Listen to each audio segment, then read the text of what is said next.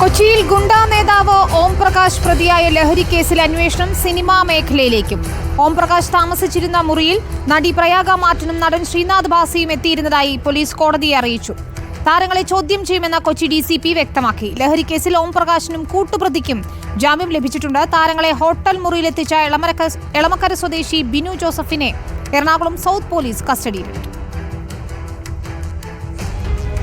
ഇന്നലെയാണ് കുണ്ടന്നൂരിലെ crown Plaza ഹോട്ടലിൽ നിന്ന് ഓം പ്രകാശിനെയും ഷിഹാസിനെയും മരട് പോലീസ് കസ്റ്റഡിയിലെടുത്തത്. പ്രതികൾ താമസിച്ചിരുന്ന ഹോട്ടൽ മുറിയിൽ നിന്ന് കൊക്കൈൻ അടങ്ങിയ കവറും 4 ലിറ്റർ വിദേശ മദ്യവും പിടിച്ചെടുത്തു. പ്രതികളുടെ അറസ്റ്റ് രേഖപ്പെടുത്തി ഇന്ന് കോടതിയിൽ ഹാജരാക്കിയപ്പോഴാണ് സിനിമാ താരങ്ങളുടെ പേരടക്കം സൂചിപ്പിച്ചുകൊണ്ട് പോലീസ് റിമാൻഡ് റിപ്പോർട്ട് നൽകിയത്. 3 മുറികളാണ് ഓം പ്രകാശും കൂട്ടാളിയും വിവിധ പേരുകളിൽ ക്രൗൺ പ്ലാസയിലെടുത്തത്. ഇതിൽ ഒരു മുറിയിൽ നടി പ്രയാഗ മാർട്ടിനും നടൻ ശ്രീനാഥ് ഭാസിയും സന്ദർശിച്ചിരുന്നുവെന്ന് റിപ്പോർട്ടിൽ പറയുന്നു.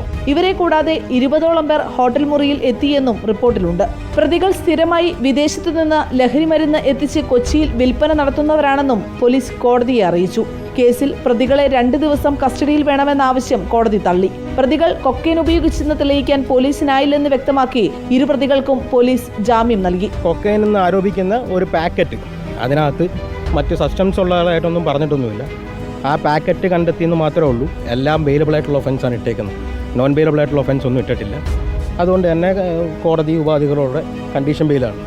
കണ്ടീഷൻസ് വന്നിട്ടില്ല, കോപ്പി കിട്ടും. കസ്റ്റഡിക്കകത്ത് നോൺ ബെയിലബിൾ ഒഫൻസ് ഒന്നും ഇല്ലാത്ത കാരണം കസ്റ്റഡി ആപ്ലിക്കേഷൻ ഡിസ്മിസ് ചെയ്യാണ് ചെയ്തേക്കുന്നത്. DCP പറഞ്ഞു. അതിൽ പങ്കെടുത്തിട്ടുള്ള ആളുകളെ മുഴുവൻ കണ്ടെത്തിയിട്ടുണ്ട്.